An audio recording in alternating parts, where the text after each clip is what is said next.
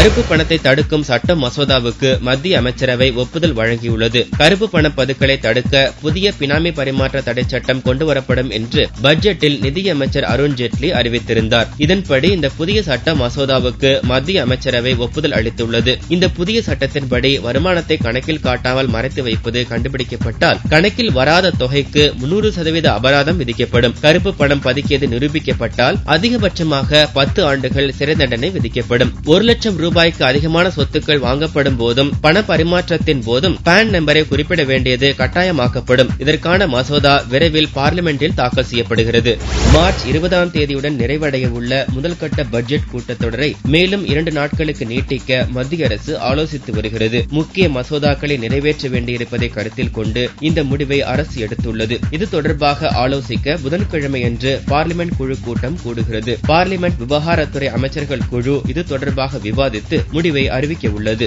Kashmir சட்டசபையின் budget கூட்டத்தொடர் புதனன்று governor உரையுடன் துவங்கியது. கவர்னர் உரைக்கு நன்றி தெரிவிக்கும் தீர்மானத்தின் மீதான விவாதம் வெள்ளிக்கிழமை வரை நடக்கிறது. அன்றைய தினம் தீர்மானம் மீதான விவாதத்திற்கு முதல்வர் முப்தி முகமது சயீது பதில் அளிக்கிறார். இதனைத் தொடர்ந்து மார்ச் 22ஆம் தேதி பட்ஜெட் தாக்கல் செய்யப்படுகிறது. ஏப்ரல் 9ஆம் தேதி வரை நடக்கும் இந்த கூட்டத்தொடரில் பிரிவினைவாத தலைவர் முசாரத் விடுதலை, பார்லிமெண்ட் தாக்குதல், குற்றவாளி அப்சல் குரு உடல் ஒப்படைப்பு விவகாரம், அரசியலமைப்பு சட்டப்பிரிவு 370 உள்ளிட்ட பல்வேறு பிரச்சனைகள் பெரும் புயலை கிளப்பும் என்று எதிர்பார்க்கப்படுகிறது. சட்டசபை கூட்டத்தொடர் கூடுவதை முன்னிட்டு முதல்வர் சையது உட்பட அனைத்து எம்எல்ஏக்களும் செவ்வாய் அன்று சட்டசபை உறுப்பினர்களாக பதவி பிரமாணம் எடுத்துக் கொண்டனர்.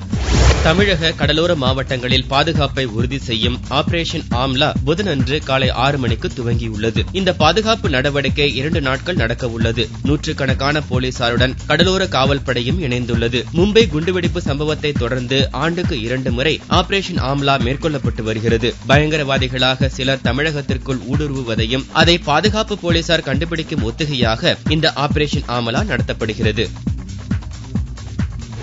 புதுச்சேரி மாநிலத்தில் புதனன்று துவங்கிய பாதுகாப்பு ஒத்திகையில் கவர்னர் மாளிகை, தலைமை செயலகம் மற்றும் முக்கிய அலுவலகங்கள், மக்கள் அதிகம் கூடும் இடங்களில் போலீசார் தீவிர கண்காணிப்பில் ஈடுபட்டனர். இந்திய கடலோர காவல்படை மையத்தில் உள்ள கடற்படை வீரர்கள் விழுப்புரம், புதுச்சேரி, கடலூர் ஆகிய 3 மாவட்ட கடற்பகுதிகளை கண்காணித்து வருகின்றனர். இந்த பாதுகாப்பு ஒத்திகை வியாழனன்று இரவு நிறைவடைகிறது. சென்னை சேப்பாக்கம் கிரிக்கெட் மைதானத்தில் விதி மீறப்பட்டுள்ளதாக உச்சநீதிமன்றத்தில் தெரிவிக்கப்பட்டுள்ளது. சென்னை சேப்பாக்கத்தில் உள்ள எம்.ஏ. சிதம்பரம் கிரிக்கெட் மைதானம் சமீபத்தில் சீரமைக்கப்பட்டது. இதில் 3 பார்வையாளர்கள் மாடம் அமைக்க சென்னை மாநகராட்சி மற்றும் சென்னை பெருநகர வளர்ச்சி குழுமத்திடம் முறையான அனுமதி பெறவில்லை என்று புகார் எழுந்தது. இது தொடர்பான வழக்கு உச்சநீதிமன்றத்தில் நடந்து வருகிறது. உச்சநீதிமன்ற நீதிபதி ரஞ்சன் கோகாய் தலைமையிலான அமர்வு முன் செவ்வாயன்று விசாரணைக்கு வந்தபோது மாநகராட்சி, சிஎம்டிஏ தரப்பு வக்கீல்கள் தங்கள் வாதத்தை முன்வைத்தனர். விதி மீறி கட்டப்பட்ட 3 பார்வையாளர் மாடத்தை உடனடியாக இடிக்க வேண்டும் என்று கூறினர். எதிர்த்தரப்பு வக்கீல்கள் இதனால் அச்சுறுத்தல் இல்லை என்றும் முறையான அனுமதி பெற தயார் என்றும் கூறினர். இருதரப்பு வாதங்களை கேட்ட நீதிபதிகள் மார்ச் 24ஆம் தேதிக்கு வழக்கை ஒத்திவைத்தனர். கடந்த ஆண்டு ஜூன் மாதம் மவுலிவாக்கத்தில் 11 மாடி கட்டடம் இடிந்து விழுந்ததில் 61 பேர் பலியாயினர். இந்த விபத்து தொடர்பாக தீவிர விசாரணை நடத்தி அறிக்கை தாக்கல் செய்ய தமிழக அரசு நீதிபதி ரகுபதி கமிஷனை நியமித்தது. அறிக்கை தயாரிக்கும் பணி முடிவடைந்த நிலையில் வரும் பட்ஜெட் கூட்டத்தொடரின் போது சட்டசபையில் இதன் விவரம் தாக்கல் செய்யப்படுகிறது. சென்னை உயர்நீதிமன்றத்தில் தமிழக அரசின் அட்வொகேட் ஜெனரல் ஏ.எல். சோமயாஜி இந்த தகவலை தெரிவித்துள்ளார். தமிழகம் மற்றும் இலங்கை மீனவ பிரதிநிதிகளிடையே வரும் 24ஆம் தேதி பேச்சுவார்த்தை நடத்த தயாராக இருப்பதாக தமிழக அரசு தெரிவித்துள்ளது. இது தொடர்பாக தமிழக அரசு மத்திய வெளியுறவுத்துறை அமைச்சகத்துக்கு கடிதம் அனுப்பி வைத்துள்ளது. ஏற்கனவே 2 கட்ட பேச்சுவார்த்தை நடந்து முடிந்துள்ள நிலையில் அதில் முன்னேற்றம் கண்டுள்ளதாகவும் அடுத்த கட்ட பேச்சுவார்த்தை 24ஆம் தேதி நடக்கும் என்றும் எதிர்பார்க்கப்படுகிறது. கடந்த 13ஆம் தேதி பிரதமர் மோடி இலங்கை சென்று வந்ததை தொடர்ந்து இரு நாட்டு மீனவ பிரதிநிதிகளின் பேச்சுவார்த்தை நடக்க உள்ளது.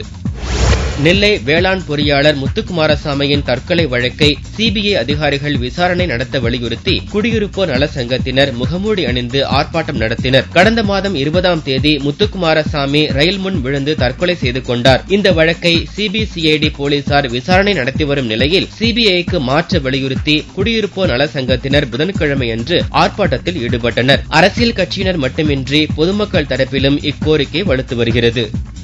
கோடைகால சிறப்பு ரயில்களை தெற்கு ரயில்வே அறிவித்துள்ளது. பள்ளி மாணவர்களுக்கான அரசு பொதுத் தேர்வுகள் மற்றும் கல்லூரி தேர்வுகள் நடந்து வரும் நிலையில் கோடைகால விடுமுறை வரவுள்ளது. இதற்காக தெற்கு ரயில்வே சிறப்பு ரயில்களை அறிவித்துள்ளது. சென்னை திருவனந்தபுரம், நெல்லை சென்னை மற்றும் சென்னை எர்ணாகுளத்திற்கு சிறப்பு ரயில்கள் இயக்கப்பட உள்ளன. இந்த சிறப்பு ரயில்களுக்கான முன்பதிவு புதன்கிழமை அன்று துவங்கியது. ஏப்ரல் 1ஆம் தேதி முதல் கோடை சிறப்பு ரயில்களில் பயணிக்கலாம்.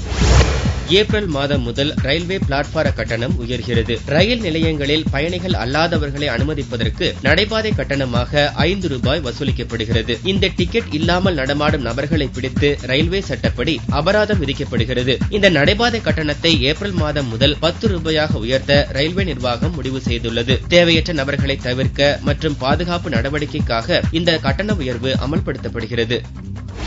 ராசிபுரம் அருகே பெண்ணை வழிமறித்து பாலியல் வன்கொடுமையில் ஈடுபட்ட 4 பேரை போலீசார் கைது செய்தனர். கரூர் மாவட்டம் நெரூர் பகுதியைச் சேர்ந்த சரளா தனது கணவனோடு ஏற்பட்ட கருத்து வேறுபாட்டால் குழந்தைகளோடு போதாகப்பட்டியில் உள்ள தாயார் வீட்டில் தனியாக வசித்து வந்தார். கடந்த 15ஆம் தேதி போதாகப்பட்டி சுடுகாடு வழியாக சென்ற சரளாவை வழிமறித்த கும்பல் ஒன்று அவருக்கு கொலை மிரட்டல் விடுத்து பாலியல் வன்கொடுமை செய்தது. இதுகுறித்து விசாரணை நடத்திய ராசிபுரம் போலீசார் வன்கொடுமையில் ஈடுபட்ட நாமகிரிப்பேட்டை பகுதியைச் சேர்ந்த கணேஷ்குமார், ஜெயசூர்யா, பிர்லா மற்றும் ராஜேஷ் ஆகிய 4 பேரை கைது செய்தனர். இந்த சம்பவத்தில் தொடர்புடைய அஜித் என்பவரை போலீசார் தேடி வருகின்றனர்.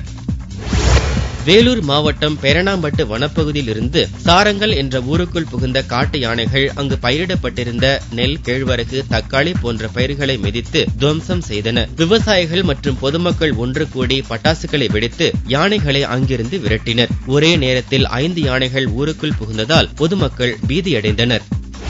10 லட்சத்திற்கும் மேற்பட்ட மாணவ மாணவிகள் பங்கேற்கும் SSLC தேர்வுகளுக்கான அனைத்து ஏற்பாடுகளும் தயார் நிலையில் உள்ளன. தமிழகம் மற்றும் புதுச்சேரியில் வியாழக்கிழமை அன்று SSLC அரசு பொதுத் தேர்வுகள் துவங்குகின்றன. தேர்வை கண்காணிக்க 6000 நபர்கள் கொண்ட பறக்கும் படை தயார் நிலையில் உள்ளது. வினாத்தாள் கட்டுக்கள் வைக்கப்பட்டிருக்கும் மையங்களில் துப்பாக்கி ஏந்திய போலீசார் பாதுகாப்புக்கு நிறுத்தப்பட்டுள்ளனர். உயர்நிலை கல்வியில் பாடப்பிரிவுகளை தேர்ந்தெடுக்கும் அரசு பொதுத் தேர்வு இது என்பதால் மாணவ மாணவிகளும் தயார் நிலையில் உள்ளனர். திருவாரூர் மாவட்டத்தில் உள்ள சரஸ்வதி அம்மன் கோவிலில் அரசு பொதுத் தேர்வு எழுதும் 10ஆம் வகுப்பு மாணவர்கள் சிறப்பு வழிபாடு நடத்தினர். தமிழகத்திலேயே திருவாரூர் மாவட்டம் நன்னிலத்தில்தான் கல்வி கடவுளான சரஸ்வதிக்கென தனி கோவில் உள்ளது. வியாழன் அன்று தமிழகம் மற்றும் புதுச்சேரியில் 10ஆம் வகுப்பு பொதுத் தேர்வு துவங்குகிறது. பொதுத் தேர்வை முன்னிட்டு நடந்த சிறப்பு வழிபாட்டில் மாணவர்கள் மட்டுமின்றி பெற்றோரும் திரளாக கலந்து கொண்டு சரஸ்வதி அம்மனை தரிசித்தனர். தங்கம் விலையில் புதன் அன்று ஒரு சவரனுக்கு 72 ரூபாய் குறைந்து 19,528 ரூபாய்க்கு விற்பனையானது. 1 கிராம் ஆபரண தங்கம் 2,441 ரூபாயாக உள்ளது. வெள்ளியின் விலை 1 கிராமுக்கு 20 காசுகள் குறைந்து 37 ரூபாய் 70 காசுகளுக்கு விற்பனையாகிறது. பார் வெள்ளியின் விலை 35,245 ரூபாயாக உள்ளது. ஆஸ்கர் நாயகன் இசையமைப்பாளர் AR ரஹ்மான் ஓ காதல் கண்மணி படத்தில் பாடல் ஆசிரியராக புது அவதாரம் எடுத்துள்ளார். பாலிவுட், ஹாலிவுட் சினிமாக்களில் முன்னணி இசையமைப்பாளராக உள்ள AR ரஹ்மான் தன்னை அறிமுகம் செய்த மணிரத்னமே குருநாதர் என்று ஒவ்வொரு மேடையிலும் கூறி வருகிறார். இந்நிலையில் மணிரத்னம் இயக்கத்தில் துல்கர் சல்மான், நித்யா மேனன் நடிக்கும் ஓ காதல் கண்மணி படத்தில் ஒரு பாடலை கம்போஸ் செய்த போது மென்டல் மனதில் என்ற வார்த்தையை போட்டு பாடி காண்பித்தாராம் ரஹ்மான். அது மணிரத்னத்திற்கு பிடித்துவிட்டதால் அந்த பாடலுக்கு மேலும் சில வரிகளை ரஹ்மான் எழுதி பாடலை நிறைவு செய்தார். தற்போது வெளியாகி உள்ள அந்த பாடலின் டீசருக்கு நல்ல வரவேற்பு கிடைத்துள்ளது.